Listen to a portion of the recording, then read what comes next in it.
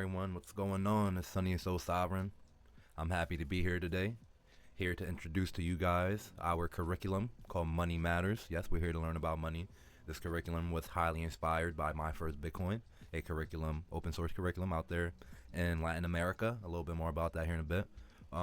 Yeah, very excited to be here with you guys today. Very excited to introduce this information. Do some learn with you guys because I'm always learning as well. And yeah, I hope you guys enjoy what we got. Again, this presentation is called Money Matters, and I'm going to go ahead and jump right into our mission. Mission statement. Our mission is to empower Americans with the gift of lowering their time preference through education and Bitcoin literacy. By understanding the true essence of money and its evolution, we aim to promote critical thinking, personal responsibility, and sovereignty. Self-sovereignty. We believe that by taking control of our financial futures and making informed decisions, we can build a stronger, more resilient nation. Together, we will foster a culture that values long-term planning and sustainable growth and ensuring a prosperous future for all. Since the complete abandonment of gold convertibility in 1971, Americans have faced challenges in planning for the future by storing wealth. Gold historically provided a stable and reliable store of value due to its scarcity and intrinsic value. When the U.S. moved away from the gold standard, the dollar was no longer backed by a physical asset, leading to the potential for inflation and currency devaluation. This shift made it more difficult for individuals to save and preserve their wealth over the long term, as fiat money can lose purchasing power over time. Consequently, Americans had to navigate a more volatile financial landscape, often seeking alternative methods to safeguard their savings and ensure financial security for the future. Bitcoin is here to fix what gold couldn't. While gold offered a stable store of value, it lacked the ease of transfer and the visibility needed for a modern economy. Bitcoin combines the best of both worlds. It's scarce like gold, ensuring long-term value, yet is also digital, allowing for easy transactions and global accessibility.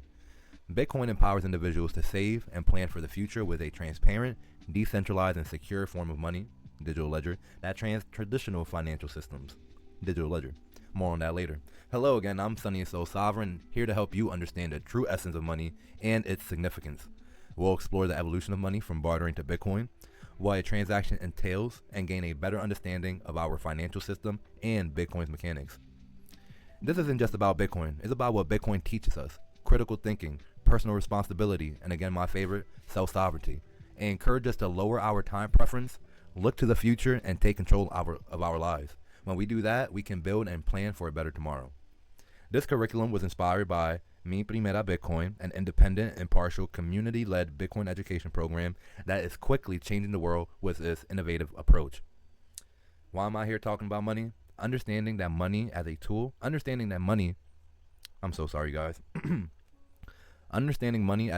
allows us to use it for our benefit. Like other animals, humans have learned to use this tool. Recognizing money as representation of our time, energy, and information helps us see how rich and sovereign we can truly be here in America. Money doesn't build or stimulate economies. It's our collective time, energy, and information that drive progress. Recently, we witnessed calls for change and reforms to our Federal Reserve System from many different figures across the political spectrum, including Donald Trump, RFK Jr., and Cynthia Lummis. I will leave these resources if you would like to see what exactly they had to say about our Federal Reserve and the reform they are talking about. I'll leave this in the description. Again, I'm not here to argue whether these reforms are right or wrong. My stance is simple. I stand with the people. The more support we have for self-custody of our money and wealth, the stronger our nation becomes. It's time to lower our time preference and look further into the future. That's what gold allowed people to do before fiat money. When we have control of our lives and future, it encourages us to build and plan. The point I want to emphasize is that changes in our financial system are imminent. It's up to us to stay informed and make the best decision for ourselves and our families. Again, I'm not here to argue whether these reforms are right or wrong. I'm just here to emphasize that changes are imminent. As Americans, by having a better understanding of money, we can increase the quality of life while decreasing the cost of living. To choose the most optimal form of money, we must understand what makes good money, leading us to Chapter 1, Lesson 1. I hope you guys enjoyed our intro. I hope you guys understand our mission. I hope you guys are with us. And yeah, I'm excited. I'm getting amped up. So let's go ahead and just jump right into Chapter 1.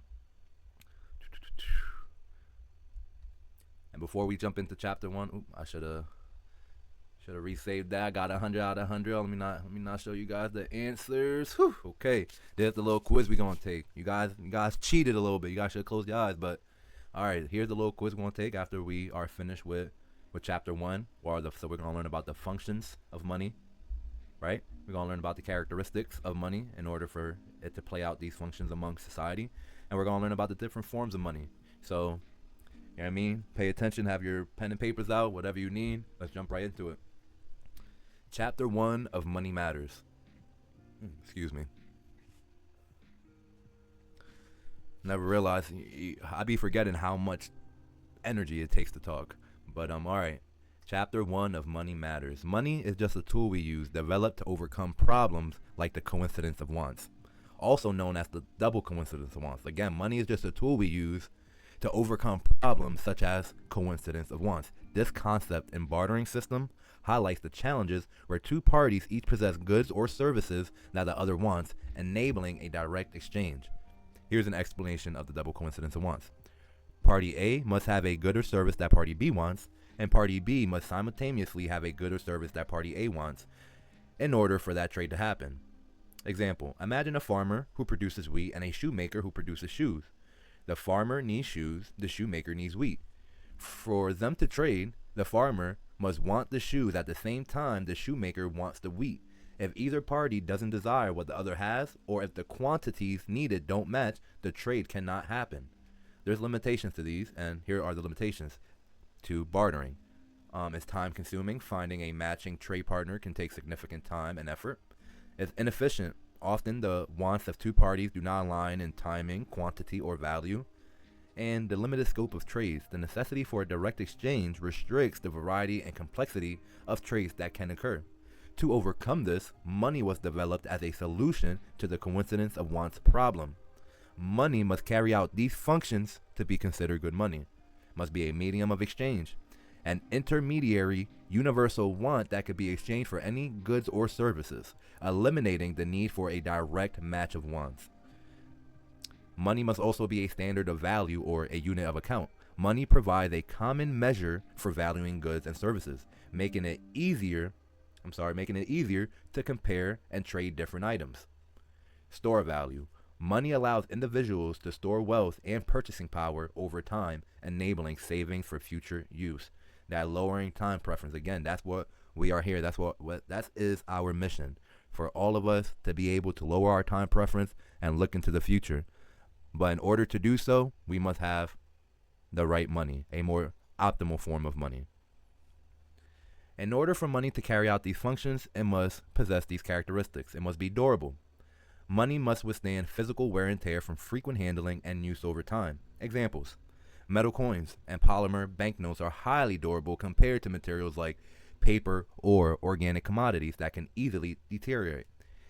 Uniform units of money should be uniform in quality and value. Importance: uniformity ensures each unit of money is identical to every other unit, simplifying transactions and avoiding confusion over value. Money must be divisible. Money should be easily divisible into smaller units to accommodate transactions of varying sizes. This is important because it allows for precise transactions, making it possible to conduct both large and small exchanges efficiently. Money must be acceptable. Money must be widely accepted as a medium of exchange within the economy. The importance of this is that it ensures people are willing to use the money for transactions, facilitating trade and economic activity. Example: legal tender laws often mandate the acceptance of currency for debt payments, ensuring it is widely used. Natural and market-determined money is also accepted by the masses in a more grassroots fashion, not imposed by laws. There was an error there. I meant to say that we have the legal tender laws that usually mandate the acceptance of money, and then we have more grassroots fashion money that came about in a more natural market-determined way, and not imposed by laws. I'm sorry for the confusion there. I will fix that. Money must also be portable. Money should be easy to carry and transport. The importance of this is portability allows for convenient transactions and trade over distances, making commerce more fluid and efficient. Additionally, in situations where moving or escaping a specific location is necessary, it's important for money to be completely portable. Scarce. Money should be limited in supply to maintain its value. Scarcity ensures money retains its purchasing power over time, preventing inflation that could erode value. These characteristics together ensure that money remains a reliable and efficient tool for facilitating trade, storing value, measuring worth, and planning future transactions.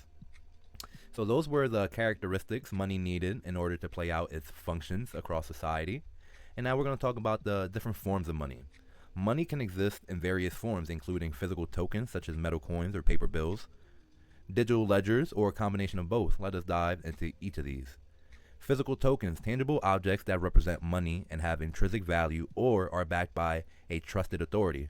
Historically, these included coins made from precious metals or paper currency issued by governments and central banks. Physical tokens are used for face-to-face transactions.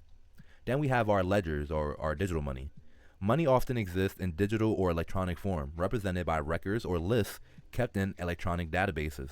This includes bank account balances, digital payment systems, cryptocurrencies, Bitcoin, and various forms of electronic money issued by financial institutions such as PayPal, Cash App, Zelle, etc. Digital money facilitates transactions without physical exchange, allowing for seamless electronic transfers. Then we also have the combination of both, which many Americans are used to. We use physical money and our applications. Many modern monetary systems utilize a combination of physical tokens and digital representations of money.